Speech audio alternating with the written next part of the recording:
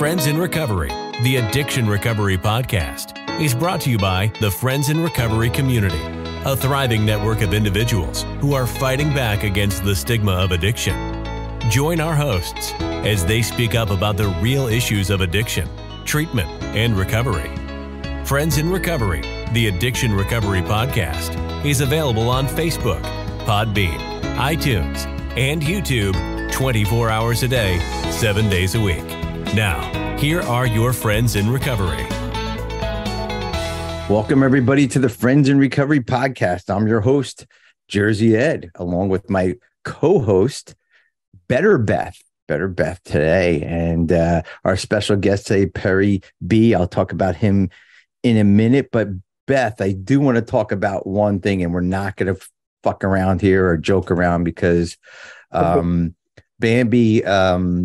Bambi's not here again this week, and not because she can't be, and not because she doesn't want to be, because there was something going on in her family, and she's tending to these things right now.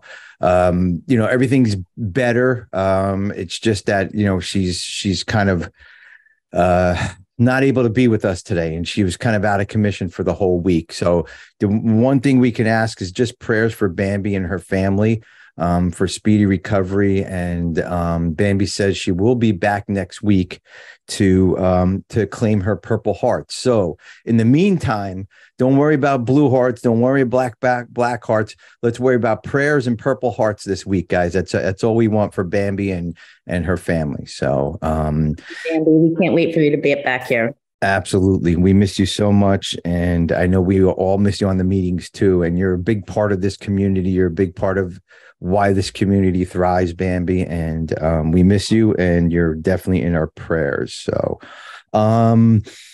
if anybody has any questions, please give us an email at help at friendsandrecoverypodcast.com. If you want to send well wishes to Bambi, Carl will put her email up. Just send her some well wishes and prayers to her email that you see up here right now. Don't worry about our emails this week. It's all about Bambi. And if you do want to get a hold of me, and I can get a message to Bambi by calling us at 800-737. I'm sorry, 800. Oh my God, that's Genesis House's old number I was giving out. Oh my God.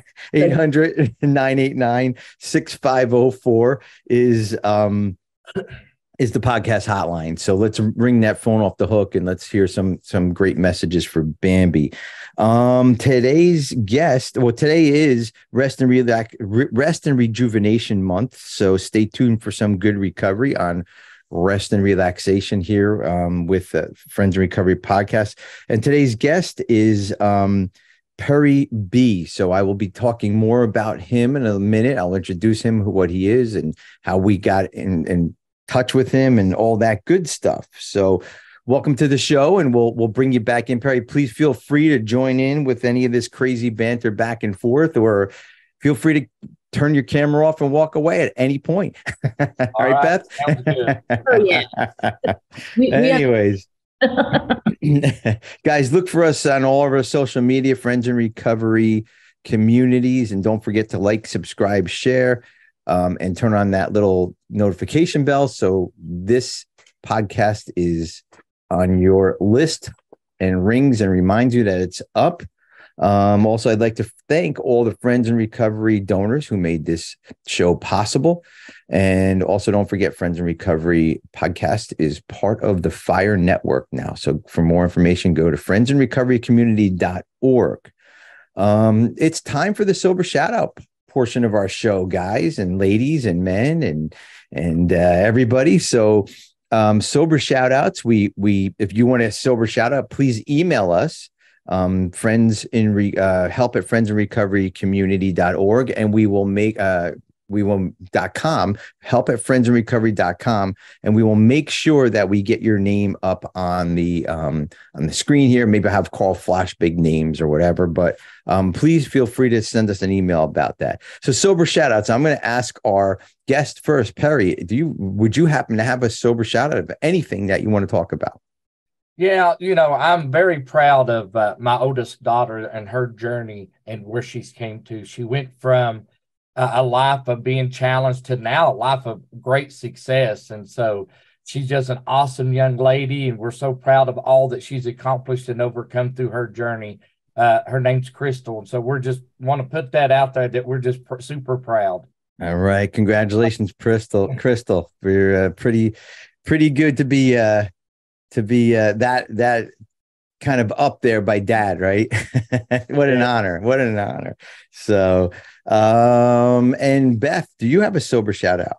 I do. I want to give a shout out to my friend Sean Egan. He listens to this show in the car. He doesn't know, he's not always able to get on live, but he always listens to the recording. And he is like just the coolest, chill dude ever. He is just, his whole life is just about learning and being of service to others and learning how to be of service to others. And just watching him grow in his role has just been super awesome. So shout out to you, Sean. You're awesome. All right, Sean. We love you, Sean. I know him, right? I think maybe. Yeah. I'll have to look up in my phone book and see if he's in there. And we love you, Sean. And he really does listen to us, like for real. Yeah, just says so. He's the one guy when you see yes, we've had somebody. It's Sean. Sean. Oh wow. Okay. All right. He's the one listener that we have. So, oh God. All right. Well, good morning, Joe. Joe hasn't been on here in a while. Joe has a great podcast. Dayton Recovery Strong 101. Go listen to that over there. And his podcast. Just giving you a shout out there, Joe. What else do we have going on here? Oh, I have a sober shout out. Here it is, guys. You ready? Yeah. This is brand new, but Carl's book. Go buy Carl's book, guys. 366 fucking days sober. It is a bestseller, I think, on the New York Times list as we speak, right? I think. No, it's not. It's on my list as a bestseller. But we encourage all you guys to go to Amazon or soberpod.com and ramp up those book sales again, because he does need that Bentley payment out there. So let's help him out with that. All right, guys. No, I'm just kidding. He does not need that Bentley payment. He will be buying one though soon, I'm sure. No. So that's my sober shout out, and also to Soberpod and Chelsea and Carl for keeping everything alive, as far as, their stuff on the left coast and we're on the right coast. So give a listen to them. They have an amazing show. We love you guys. And Carl does a lot for this show to keep this show up and running volunteer wise. So that we really appreciate. And don't forget, we have twice daily AA meetings on Zoom. You can find them at our website, friendsinrecoverycommunity.org, along with past shows of the podcast, everything on there. Whatever recovery you can find, it's on there. So speaking of that book, do you want to read our daily reflection before the question of the week? Yeah.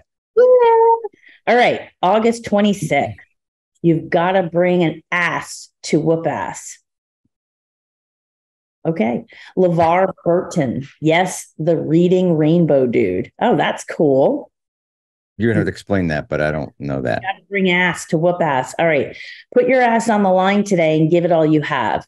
Yesterday, you may have complained out loud or maybe just to yourself, but what are we saying today is don't complain at all.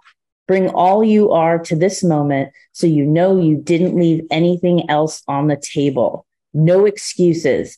Bring all your best and know that you did all you could to make today kick some ass. Reflection. Am I really doing my best today? Daily challenge. Ask someone you admire how they do what they do. Oh, I like that. Yeah. This is a good reading today, guys. So you can find that in 366 effing days sober, and go buy it on Amazon or at soberpod.com.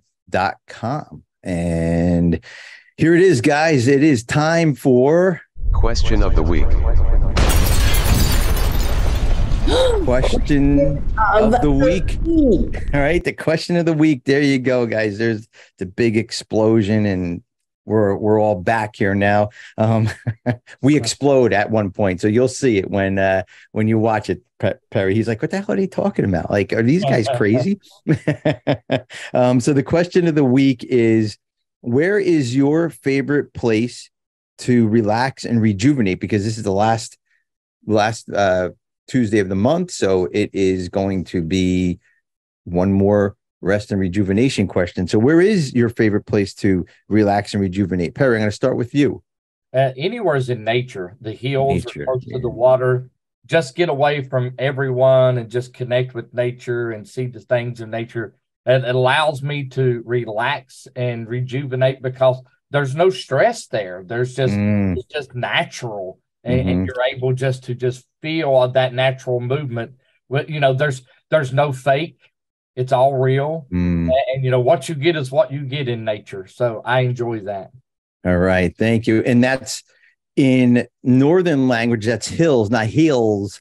That's right. That's that southern accent. That's right. I love it. I love it. So, and Beth, how about you? Where is your favorite place to rest and rejuvenate, relax and rejuvenate?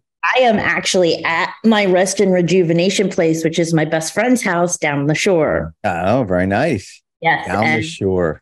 Can you explain what down the shore means to the rest other of the peoples? So in New Jersey, if you are at the beach, you're down the shore. And if you're coming north, you're still going down the shore. If you're going south, you're coming down the shore. If you're you're coming down the shore. That's right.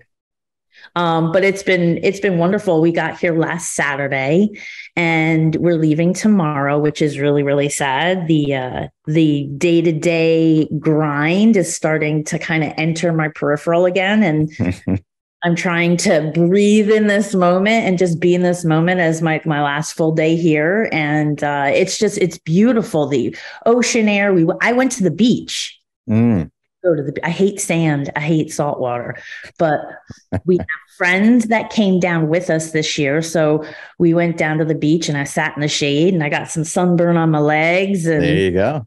Feeling good. I'm feeling good. Better Beth. That's why you're better Beth, because you're feeling good and you're on vacation and all that good stuff. So, well, I'm glad you're resting and rejuvenating down there, and you'll be ready to go for work on Monday. We'll see. We'll see. Nobody's ever, I don't care if you take a year off, you're never ready to go for work. So we have to ease into it. And then when Friday comes, you finally get a hang of it. And you're like, okay, now I got to take off. So the next 2 days. I'm really grateful because I have a slammed week that's already planned. So all I have to do is show up next week. And then we have a 3-day weekend because of Labor Day. That's next weekend? Yep. Oh, geez. Okay. I better make some plans for next weekend. So,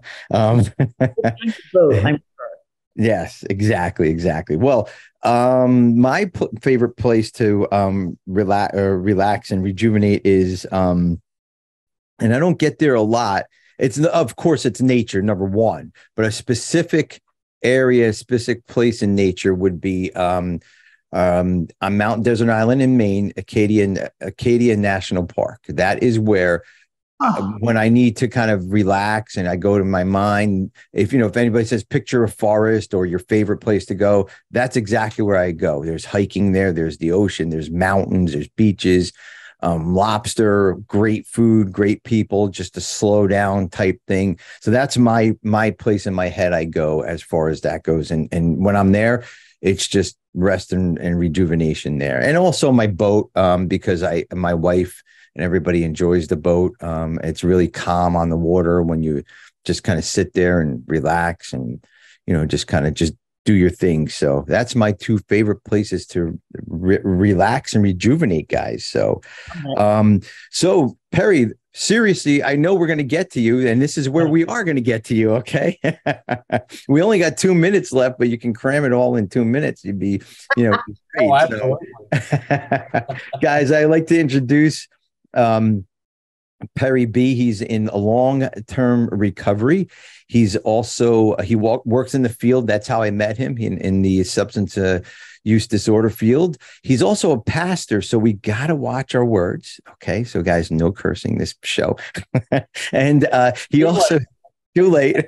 He's going to have a talk with me after the show. I just got the text message. And he also does a podcast, which I'm really excited to check out, Winding Down with Pastor Perry.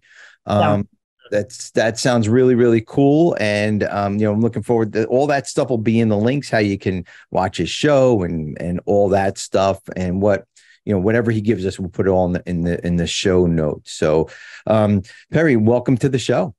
Yeah, it's awesome to be with you guys. Yeah, likewise. So I knew you were a pastor. I kind of just, life gets lifey, but then when you said I'm a pastor, I'm like, oh yeah, I remember that. We had a big talk last time, a couple of times before when I met you, and that fascinates me because you're in recovery, you're a pastor, you work for you work in the field, and you do a lot to help people, and on top of it, helping yourself. So explain a little bit who you are, what you do, and how all that fits into this whole realm of things. Well, along the journey, I'm a veteran from Desert Storm, Desert Shield. And when I came back, I wrestled with a lot of mental health stuff to the point where I lost everything.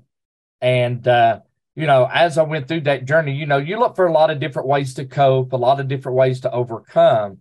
And so once I got through that and started recovering myself, I made it up in my mind that, if God would give me the ability and open the doors, I'm going to help every human that I can. And so it just gives me that passion and drive, because I come from Southern West Virginia in the coal fields and the opioid capital of the world, I call it.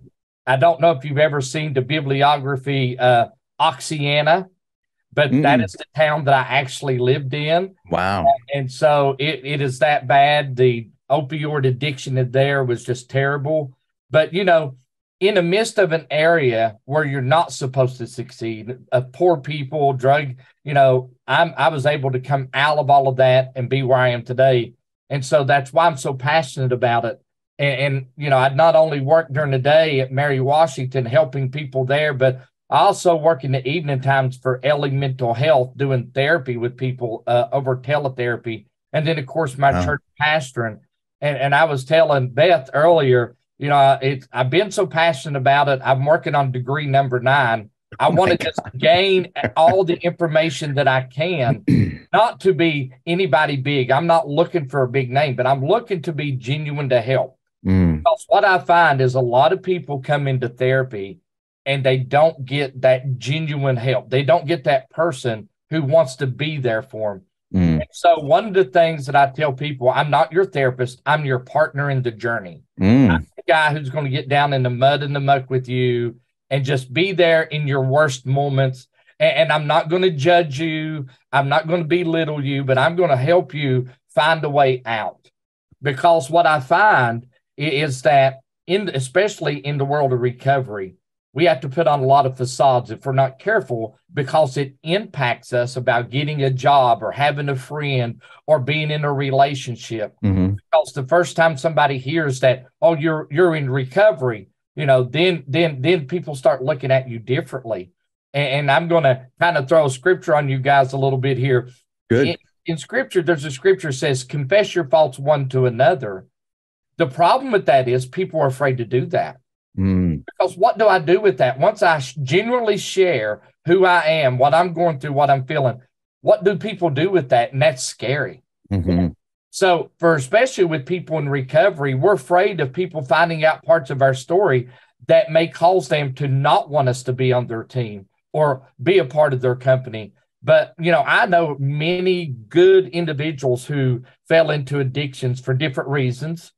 But they've overcome, and now they're living amazing lives. And they have such a passion and drive to help people, but people can't see that because all they see is their past. And so that becomes a barrier. And, a lot of times we find people in addiction that a lot of times they committed a felony or something. I know businesses that on their job application, it says, if you have a felony, stop here. No need to continue with the application. Yeah, it's hard.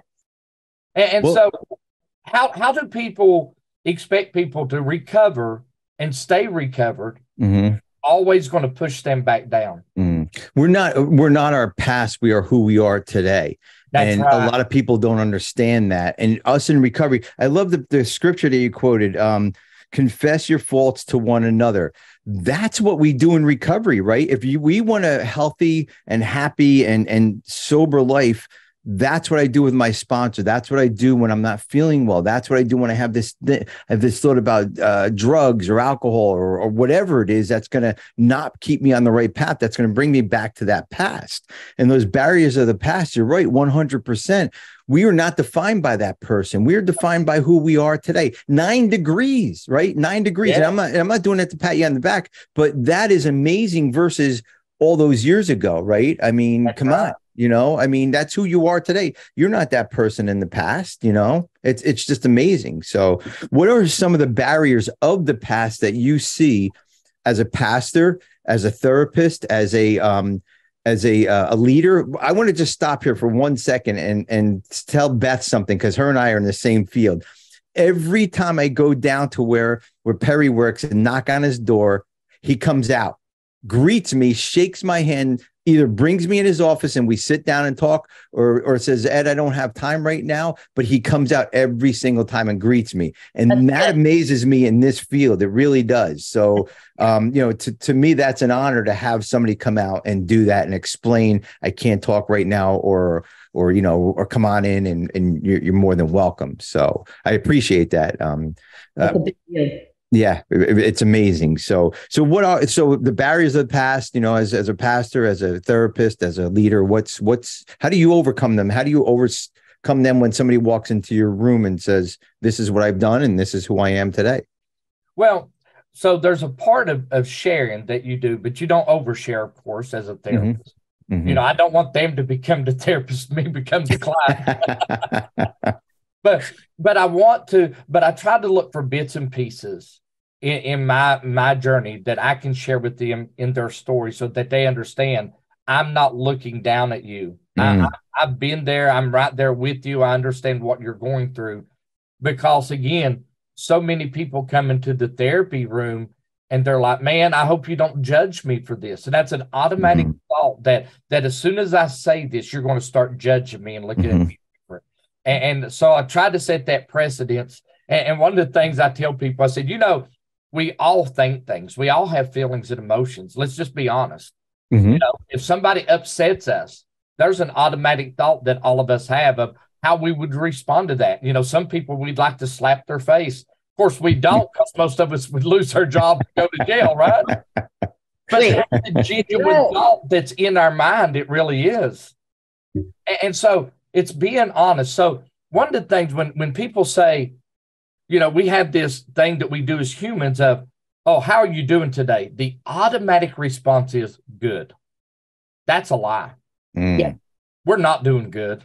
We're struggling. Mm-hmm. We're challenged. And I tell people all the time, be careful when you ask me that question, because you just might have to take time to listen. Mm-hmm. Yep. I am never going to be like, yeah, everything's good. I'm good. I'm good. But that's what most people do. Not to ask me how I'm Yeah, that is true.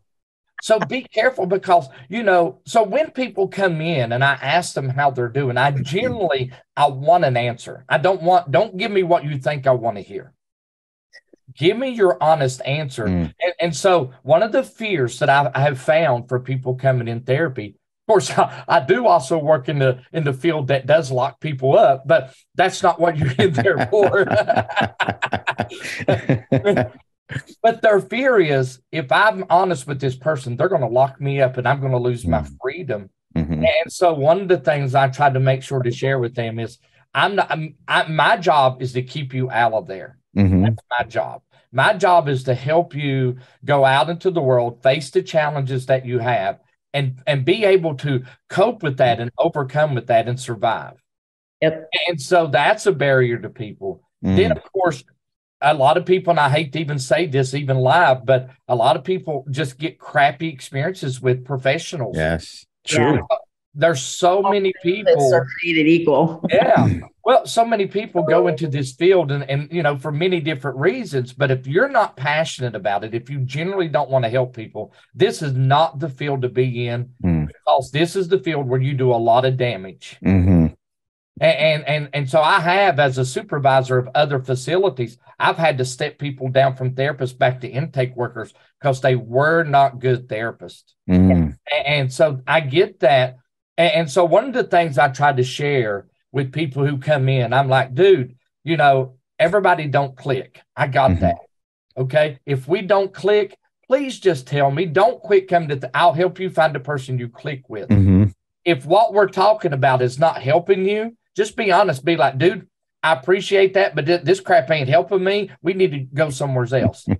And that's how we're going to get to genuine recovery. That's how we're going to overcome those challenges. Yeah. And then, of course, for me, in my field, one of the areas, when you're in addiction, a lot of times you go through a lot of broken relationships. And you end up sometimes divorcing and remarrying and all that. In the field of Christianity, that's a big barrier a lot of times. Because once they find out that you've been through a broken marriage and remarried, then there's certain positions at certain churches they don't want you to have. And then it's like, well, you'll never be good enough. And so for somebody in addiction, when you start that you'll never be good enough, that automatically starts that mindset of what's the use of trying. Yeah. And so go ahead. No, I love that you said that, you know, like, again, our past barriers of the past, you know, I always use this example. My grandmother and grandfather, they raised me. They're great people, but they did not belong together. But that generation stayed together to stay together, you know, and sometimes, you know, when people get raised in that kind of environment, you know, it's tough, you know. I mean, I came through it and all that, but, you know, why not? And I don't understand why, especially churches, and I know the Catholic churches, well, anyways, we'll stop right there. But, but, you know, why, you know, everybody, things don't work out, you know, things aren't perfect in life. And so what? You get a divorce. It's better than staying together, wrecking two lives. And if you have kids, wrecking all their lives too, when you can find somebody that's, if you're by yourself and you're happy, or if you find another partner, you're happy, or whatever it is, you know, it's amazing that that barrier comes up like that. Well, when you look at the study that's out now, the ACEs study, that child effects, you see that that's a part of that ACEs study that shows that children who are in those environments end up with all of those ACEs scores that not only impacts them mentally, but physically. Yes. Yeah. And so there is those barriers. So, you know, we should not be identified by those pieces. People should look at where we're at right now, our genuineness, our heart, our desire. And I know it's hard because I know that a lot of times in recovery, families get to that point of, well, they've told me 1,000 times they're going to recover and quit. But guys, you know, we went through that with one of our children several times, but finally that moment that stuck. And now 8-9 years later, they're doing great. That does happen. So we can't give up on people. We got to keep doing it. And there's one organization that no longer penalizes people, like if they miss appointments or whatever. Now they're looking at how do we help you overcome that barrier? Because sometimes in therapy, especially for addictions, it's like if you don't show up steadily, man, we're kicking you out of the program. And like that really helps. I know. It does at all, right? It doesn't make any sense. No. Just, you know, penalizing for, you know, maybe making a mistake. You know, everybody's not perfect. I want to get back to something that you said. I hope you don't judge me for this, right? That's huge. I mean, that's always like in the back of my mind. I hope I don't get judged for this, or, you know, but I don't use as much anymore as early recovery. So I want to ask you, as a therapist and a pastor, are they two different questions you would answer them? Or how would you see that question as a therapist? And I hope you don't judge me for this as a pastor, because they're two very different roles, but two very similar roles too. So as a therapist, one of the things that, again, that I remind them of is that I'm here to hear your pain. And the only way that I can help you is if you actually be genuine and honest with me. So it's not a judgment, but it's an ability for us to have treatment and strategies to build what you need in coping. As a pastor, I'm like, dude, you know, we've all got stuff in our lives, and we're all looking for that grace and that mercy moment. And so how could I judge you for something that been a part of my life too. Yeah. Yeah.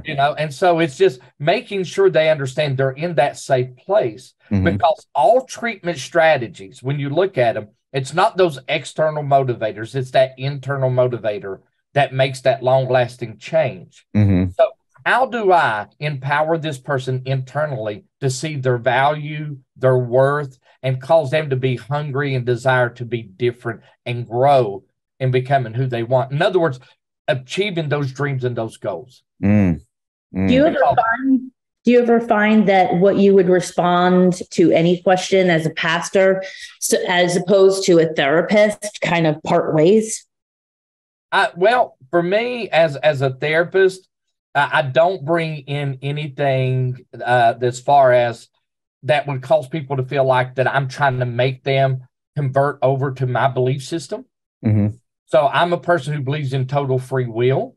So whatever you choose to believe, whatever you choose to do is your choice. And I'm not going to force you to change that just because I may see something differently. Because, for us in the church world, there are things that we consider to be sin and wrong and damaging to people's lives.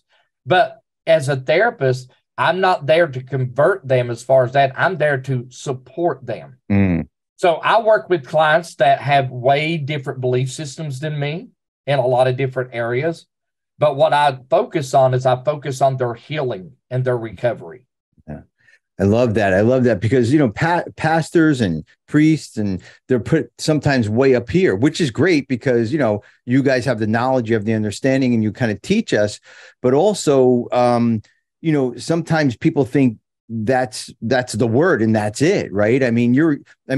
You're a human being too, right? You make mistakes, Yeah. So it's how do you overcome that? Is that a barrier for you, or is that something that you have to kind of just understand that people are coming to me and I might make a mistake, and just same thing with a therapist, they are coming to me, but like you said, it's harder to make a mistake on that piece than it is probably the pastoring piece.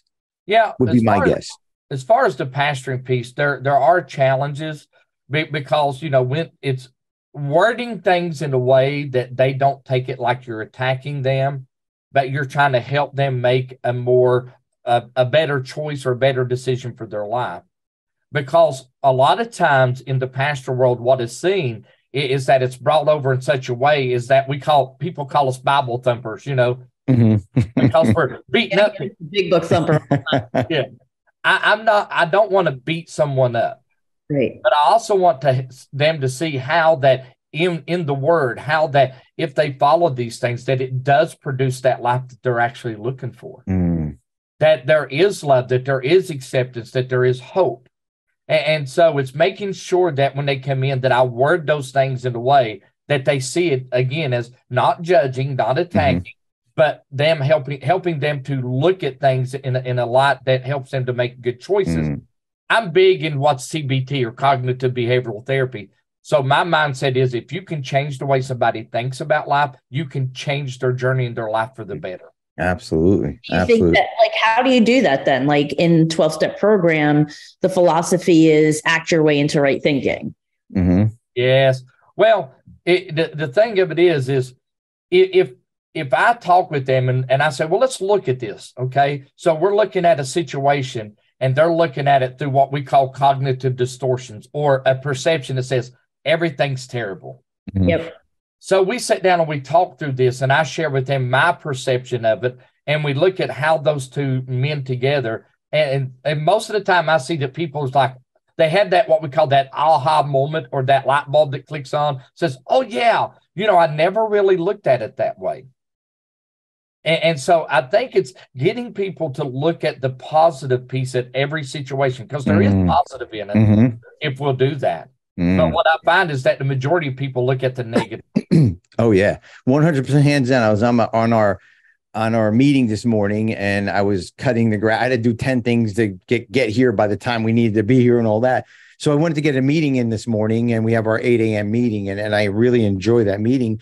And somebody on there said, everything went wrong this morning, got up late. I dropped this, I did that, I did this. I'm thinking to myself, I'm sober today. I'm cutting the grass today. I can walk today. Yes. I ate today. I have money in the bank today. Yep. Those are trivial things, and I pointed that out, and that person was like, oh my God, you're right. It's like we do go to that negative.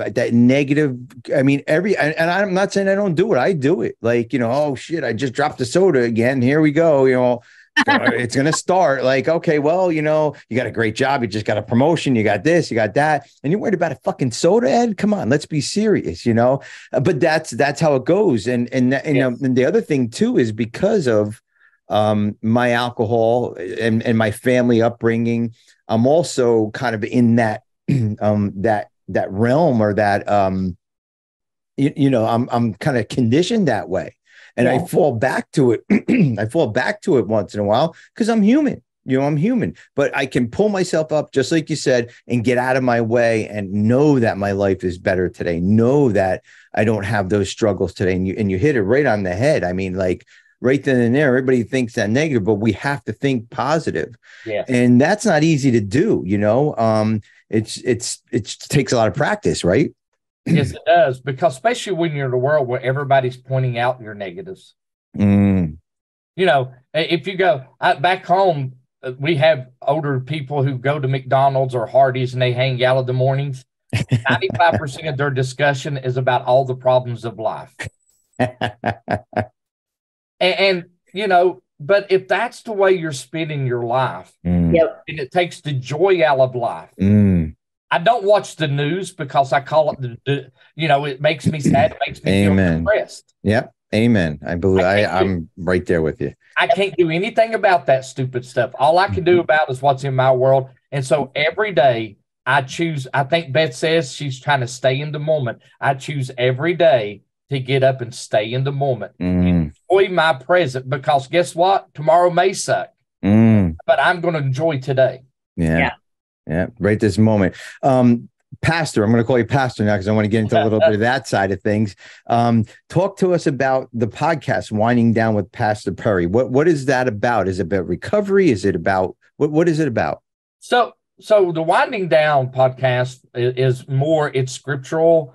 It's just walking people through a deeper understanding of the word, because what I find is a lot of people just have surface knowledge and they really are not digging in to see how it applies to them. And so I think if we look at how things actually apply to our current life, I think it empowers us and gives us hope. I'm not a what I call a doomsday pastor. I don't get on there and just focus on all the bad and yada yada. But I look at how even in the midst of all that's going on, that we can still have hope, that we can still have what you said a while ago. We could still have a day where we're getting up and enjoying our food and have money in the bank. When you look at my life, if you looked at where I come from and where I am now, statistically, I'm not supposed to be here. Same. Yep. If I listen to everybody else, I'm not supposed to be here. But I am here, and I contribute all that to my walk with God and my understanding of his word and applying that word to my life. And it's given me hope because, when I was going through all of my stuff, my family abandoned me because they didn't know what to do with it. What do you do with somebody when you don't understand mental health and all of that? The churches at that time were preaching that it was a sin to have mental health and to get help for it. Of course, now, thank God they're getting wise on that and knowing that that's not true. But so from every angle, I'm having people just abandon me and giving me no hope. And so for me, that was when I started getting really closer and deeper into the word and closer to God, to where it did give me that hope. And it did empower me to where, I'm overcoming and doing things. Every day I get people saying, I don't know how you do it. Well, I can tell you how I do it. But will you follow that pattern is up to you or not. But this is how I do it. I've read the scripture. These are the things that tells me that I can do these things. I'm a person that believes if anybody else can do it, I can do it too. And so I go for it. I love that. I mean, if anybody else can do it, I can do it. If I can do it, anybody else can do it. However you look at it, it's funny, when I run marathons, and when you tell somebody you're running a marathon, how are you going to do that? What, like, how am I going to do that? Because all the people that came before me, because I seen somebody else do it, because whatever it is, you know what I mean? And that is the power of being, in that negative, in that positive space with people, and understanding that, life goes, we can get through all this. Those people who are saying that, they're stuck. They don't want to move anywhere. They don't want to grow, and that's okay. That's their choice. I think you said it earlier. I can't change them. I can just show them the way. And that's what you do as a pastor, I'm guessing, right? It is. Okay. I'm probably one of the only pastors that actually share some of my vulnerability from the pulpit. And I've had people like, you shouldn't say that. And I'm like, why not? Yeah. It's genuine. It's real. Yeah. This is what I've experienced. This is what I've gone through. This is the challenges I have. But here you see me still walking victoriously. And that's what people need to hear. They need to hear that somebody has been through my journey and they've gotten through this, because what they find is people who's in their journey a lot of times who are stuck. The challenges. Yeah, absolutely. That brought me to my next question here. I was going to say, everybody at Pastor Perry's church, turn off the sound for a minute, because it's going to be a spoiler alert. But I was going to ask you, do you put some of your recovery into your preaching? And does it go hand in hand? And do you kind of expose yourself that you're in recovery? I put all of my life into those pieces of my sermons and things. It gives that genuine, this is me. So that way, and I tell people that way, you don't think I'm preaching to you, pointing you out. I'm pointing Pastor Perry out so that you can identify with me. I love that. It goes to that. There's another technique that talks about the growth mindset. And that's kind of what we want. We want people to have the mindset that no matter where you're at in your journey, you can grow, become the person you want to be. Because I can remember standing in my cousin's office, looking at his bachelor degree on the wall, thinking, I'll never get there. And at that time, later. But at that time, it was holding me down. Yeah. Our thoughts hold us down. Like, how can I do that? Well, I can't do that, because that's what we're trained to do. And, going to church, going to AA, therapy, maybe a coach can break us through those walls, right? And get those 9 degrees. We just did a 50-mile kayak trip. How are you going to do a 50-mile kayak trip? Well, you sit your ass in a boat, throw some food and some shelter in there, and you just go down the river and you figure it out. But if you don't do any of this stuff, if you don't jump into it, you're never going to know if you can or if you can't do it. And you might fail at it too. How many times did you fail? Right. Yes. Right. And got back up again. Yeah, it's okay to fail. It is okay to fail. Yeah. And that's how you get there. Yeah. But see, what happens for a lot of people when they're trying to do this is they set these big outlandish goals, but what they don't do is they don't set smaller goals that lead to that. Because it takes so long to get to that big goal, people give up. But if you'll set small goals as you accomplish them, so it re-energizes you, it propels you to that bigger goal. And that's so true. You don't climb a mountain and you're on top in one step, right? You take the little trail up, and it gets a little bit harder as you go up, and finally you get to the summit, and it's a great feeling, I like what you said about the journey. The journey through anything is the whole process. We don't, recovery. I forgot who was just talking about recovery is not, we don't get somewhere, right? We're not, there's no end to recovery, right? Oh. There's no end to understanding God. There's no end to the Bible, because we can read it over and say, whoa, I didn't even see that in there, let alone trying to get through the whole thing. Like, well, how many pages are in the Bible? God knows. Well, God does know how many pages are in the Bible, but but you know what I'm saying? There's no end. There's always a journey to all this stuff. And I think the people that put an end to something give up. Yes, they do. I've been pastoring for 30 years, and I still learn something new every time I open the book. So great. Love it. And even in daily journey, just with people, I learn more and more about people. One of the things that I love that's new in therapy is making sure that we understand people's culture and where they're coming from and their traditions and their customs. Because if you go at someone and you don't understand their culture, you may actually offend them instead of help them. That's true. When you tell an Asian woman, well, you should just stand up to your family. Oh, no, that's completely contrary to their belief. Yeah. And you have to know, like you said, know the culture, know your audience, right? Know your audience you're talking to. Not everybody's the same, and we're kind of coming around to that. Thank God that we were treating everybody as individuals now instead of as one or you're that group and we're this group. I never bought into that, but I'm loving this, that everybody's coming back around again to, it all comes down to what we were talking about. The Bible all comes down to, Jesus preaching everybody as one, everybody gets along and everybody understands everybody and everybody respects everybody the way they are, no matter what, what nationality or who they are, or what they look like, and hopefully that'll come to that one day. But in the meantime, we can read it in the Bible. We can read it in our recovery. We can read it in our big book, right? It's all there. We're all treated individually in our big book too. We're all that one special person that gets treated that certain way. And it's not about, let's group it all together and make this a cult and be who, it's not, I love it. I love that it's kind of like that. Pastor, before we close, is there anything you want to kind of talk about or any messages you want to get out there? Or if you want to do your podcast now, you can have at it right now, but no, I'm kidding. You don't have that kind of time. but no, it's just about, just before you react to someone, just understand that that's someone's child. Some mother, some father somewheres is struggling with the fact that their baby is going through this journey.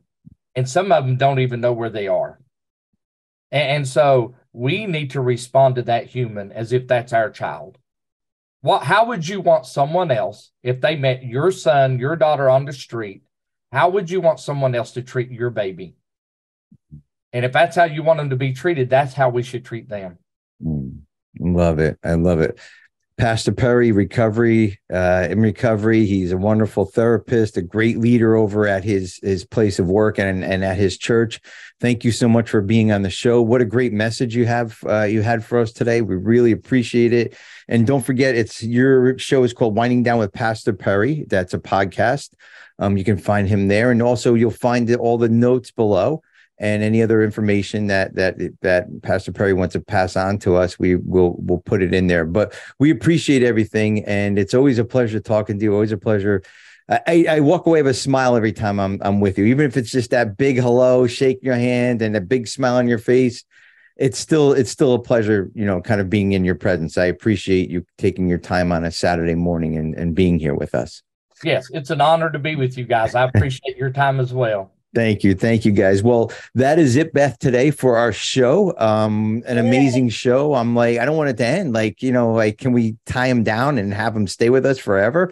Right? I mean, but all good things must pass on, and we learn from this, and we go down the road, and you're always welcome back to come on the show again and kind of do part 2, 3, 4, and 5 and all that. So Beth, any closing words, anything that you learned, anything that you didn't learn, anything you want to say that you should have learned? This was a great show, and I appreciate your time and you coming out, and I'm excited that I got absolutely.